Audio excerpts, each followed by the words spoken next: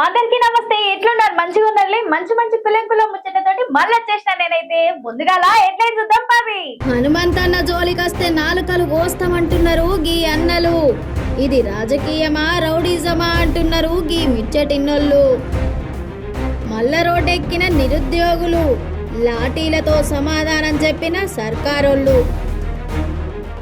Urea యాపొద్దంటున్న రైతన్నలు, రైతన్నలను arrest చేస్తున్న పోలీస్ అన్నలు, వేతనాల కోసం చేస్తున్నారు ధర్నా, పూట గడుసుడే కష్టం అంటుంది గీ అక్క. చిన్నమాట మర్షిండు జూపల్లి సారు. వేసిన ఓట్లన్న యాదున్నాయా లేవా సారు? గట్టిగా అరిచినోడే గెలుస్తాడంటే గాడిది కూడా ఆడింకి రాజు అయ్యేది కదా.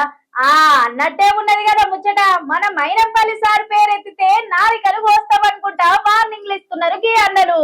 వీళ్ళు ఎవరిని బెదిరిస్తున్నారు, ఎందుకని బెదిరిస్తున్నారు, అసలు ముచ్చటేందో ఓ పారు చూద్దాం పరి. అగో గిది రాజకీయమా లేకుంటే రౌడీజమా అన్నట్టే ఉన్నది కదా మన సర్కార్ తీరు. ఇక అసలు ముచ్చటేందంటే మొన్న మన్నె క్రిషాంక్ అడుగుండు కదా నుల్లా. ఇక ఇప్పుడు ఎవరన్నా ప్రెస్ మీట్ పెట్టగానే ఏమైతుందంటే ఇక వాళ్ళ పైల్వాన్లను దింపుతారు మొత్తం. ఇక ఫోన్లు, తిట్లు, ఇవి అవి రౌడీయిజం. ఇది రౌడీయిజం కాదు, నేను హీరోయిజం చేస్తున్నాను నిన్న గాంధీ భవన్ అంటున్నారు. 50 మంది లేకపోతే నువ్వు ఇంటికి బయటికి రాలేవు. నువ్వు నిజంగానే హీరో అయితే మైనంపల్లి హనుమంతరావు నువ్వు అంటున్నావు కదా, నేను పచ్చకడు కొడితే 3 చక్కర్లు తిరుగుతారని. నువ్వు ఒక్కొనివిరా లేదు, సరే నీకు అడిషనల్ కావాలన్నా, నువ్వు లేవలేవు, సొంతంగా నిలబడలేవు అని అన్నప్పుడు నీ కొడుకుని కూడా తెచ్చుకో. నువ్వురా నీ కొడుకురా, మీరిద్దరే. దమ్ము ధైర్యం ఉంటే పచ్చకడి ఇది అదని మాట్లాడుతున్నావు కదా, నువ్వే దిగు రంగంలోకి. నువ్వు ఒక్కోనివే, నువ్వు హీరోవే అయితే, పోటుగానివే అయితే నువ్వు ఒక్కోనివో, నీ కొడుకు ఒక్కోళ్ళు. ఎక్కడైనా చూడండి, ఎక్కడన్నా ఏనాడైనా మైనంపల్లి హనుమంతు ఒక్కడెక్కడికన్నా వెళ్ళిండా? ఒక్కడెప్పుడన్నా ఛాలెంజ్ చూడతాడా? భయం భయం. అందుకే ఒక్కడేడికి ఓడు రా, ఒక్కనివిరా గంతే ఉంటే. నువ్వు నిజంగానే హీరో అయితే దమ్ము ధైర్యం ఉంటే ఒక్కనివేరా అని మైనంపల్లి హనుమంతరావును ఇక గాముచ్చటకే ఇగో గీ తీర్లా వార్నింగ్లు ఇస్తున్నారన్నంటూ గీ అన్నలు మైనంపల్లి హనుమంతరావు కోసం పానాలు ఇచ్చేందుకైనా సిద్ధంగా ఉన్నారట. ఇక మైనంపల్లి గురించి మాట్లాడితే ఇంటి మీదకి వచ్చి దాడులు చేసి నాలుకలు కూడా కోస్తారట గీ అన్నలు. ఇగో గీ ముచ్చట నేనైతే అంటలేనుల్లా, ఇగో మీరైనరు ఈ ముచ్చట్ను. ఏమనుకుంటున్నాను? Be careful Krishank. మైనంపల్లి గురించి ఎవరైనా తప్పుగా మాట్లాడినా, పిచ్చి పిచ్చిగా కూసినా ఈ నాలుకలు చీరేస్తామని చెప్తున్నాము. మైనంపల్లి గురించి మేము ప్రాణాలు ఇవ్వడానికి కూడా రెడీ ఉన్నాం. మీ ఇంట్లో మీదకి వచ్చి దాడి చేస్తామని చెప్పేసి ఈ సందర్భంగా తెలియజేస్తున్నా. మరొకసారి గుర్తుంచుకోవాలి, మైనంపల్లి గురించి మాట్లాడాలంటే గుండెల దమ్ముండాలి. చిక్కడపల్లిలా మళ్ళా రచ్చ రచ్చ అవుతుందిలా. ఉద్యోగాల కోసం రోడ్డెక్కిన నిరుద్యోగుల మీద పోలీసులు లాఠీలు గల్పించి అరెస్ట్ చేస్తున్న వీడియోలు మొత్తం వైరల్ అవుతున్నాయి. ఇక అసలు గ్రౌండ్ లో ఏం జరుగుతుందో, పోలీసు వాళ్ళు ఎందుకు అరెస్ట్ చేసిండ్రో, ఉద్యోగుల ఆవేదన ఏందో మీరు కూడా చూడు రూపాయి.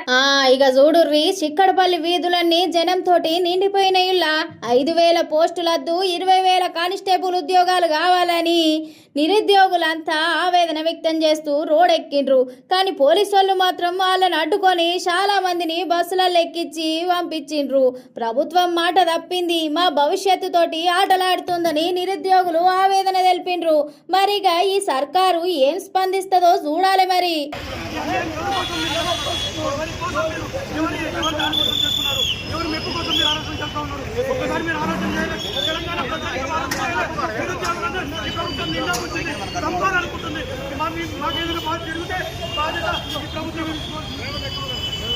తీసుకోవాల్సిన బాధ్యత ఈ ప్రభుత్వం పైన ఉంది.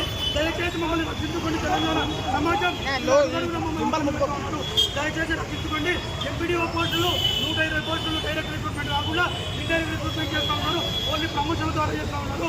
అంటే నిరుద్యోగులను నిలబుచ్చడానికి ప్రయత్నం చేస్తుంది ఈ ప్రభుత్వం. కాబట్టి దయచేసి అర్థం చేసుకోవాలి. మొత్తాన్ని ఎస్ఐపిసి కూడా 20,000 పోస్టులు రిలీజ్ చేసేంత వరకు ఉద్యమం ఆగదు. ఏదైనా ఉద్యమం ఆగదు.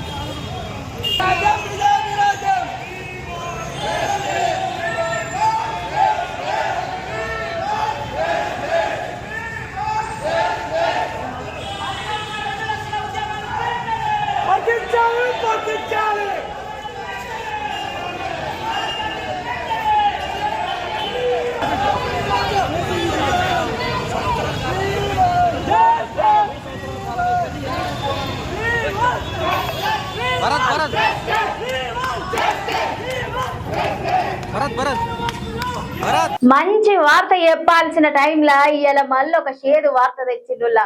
గీలా బాధ చూస్తుంటే నాకు మస్తు గోసైతుంది.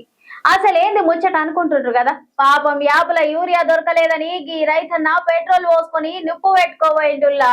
పోలీసులు తోటి రైతన్న లాపకపోతే గా అన్న పానం పోతుంటే కొద్దిగా తప్పింది. ఇలాగా ఇంట్లో ఆగమైతుంది కదనుల్లా. చూస్తురు కదనుల్లా. కామారెడ్డి జిల్లా రాజంపేట సొసైటీ ముందు పొద్దుగాల నుంచి బస్తా యూరియా కోసం ఎట్లా గాపుగాస్తుండ్రు ఈ రైతన్నలు. గీ అన్న పేరు కమ్మరెంకటి. యూరియా గురించి లైన్ల నిలబడి చేతికి ఏం అందకపోయేసరికి పెట్రోల్ పోసుకొని నిప్పు పెట్టుకోవోయిండు గీ అన్న. పోలీసులు తోటి రైతన్నలు అడ్డుకున్నారు. లేకుంటే మళ్ళొక రైతన్నను ఓగొట్టుకునేటోళ్ళం. అయినా అప్పులు చేసి పంట పెట్టినోనికి యూరియా లేకుంటే ఎట్లా బతుకుడు? మీరైనా చెప్పుర్రుల్లా జర. గింత జరిగినా గీ సర్కారు మాత్రం ఏం బట్టనట్టే ఉంది కదా.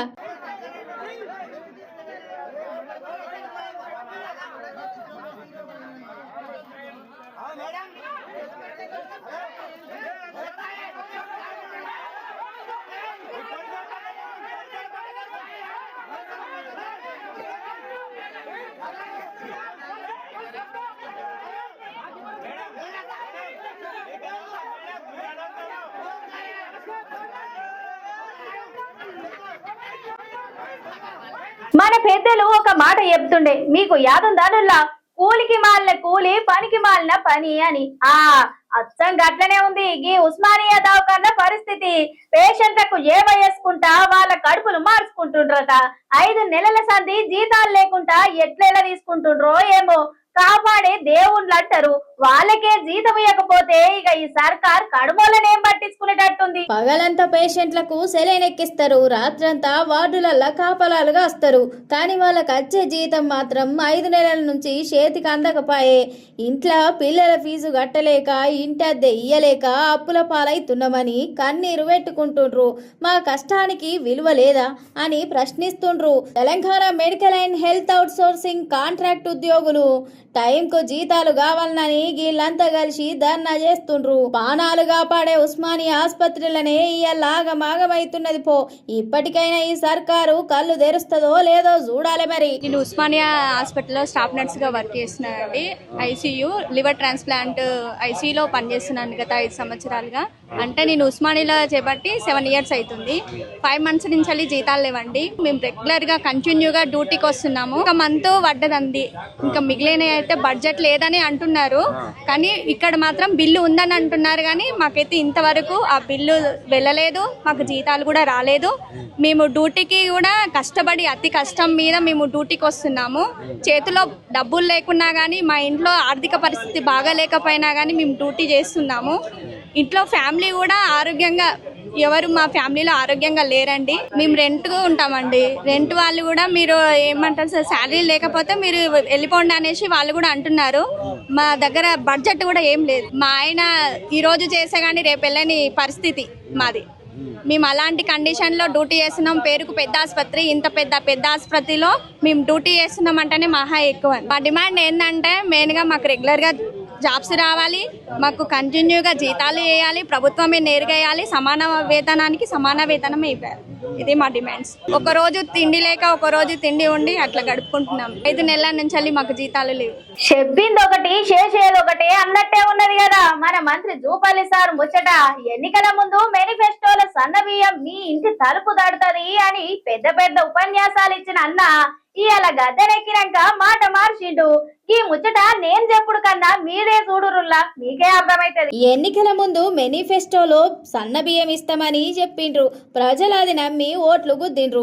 ఇక ఇప్పుడు గద్దెనెక్కినాక మాట మార్చిండు మన జూపల్లి సారు. సన్న బియ్యం ఇస్తామని రాయలేదు కదా, అయినా మేము దయతోటి ఇస్తున్నామని కొత్త లాజిక్లు తీస్తుండు సారు. అంటే గీ సార్ లెక్కేమంటే, మీరు అడగకున్నా ఇస్తాం, మీరు అడిగితే ఇయ్యం, మీరు ఓట్లేస్తేనే ఇస్తాం, గెలిచినాక మర్చిపోతాం అన్నట్లు ఉంది కదా. ఇదేం లెక్క సారు? సన్న బియ్యం మేము చెప్పినాం, సన్న బియ్యం మేనిఫెస్టోలో స్టార్టింగ్లో ఆయన కూడా ఇస్తా ఉన్నాం. సన్న బియ్యం మేము చెప్పినాం, సన్న బియ్యం మేనిఫెస్టోలో స్టార్టింగ్లో అయినా కూడా ఇస్తా ఉన్నావు. ఇవి ఇయాలటి ముచ్చట్లు. మంచి మంచి ముచ్చట్లతోటి మళ్ళీ కలుద్దాం.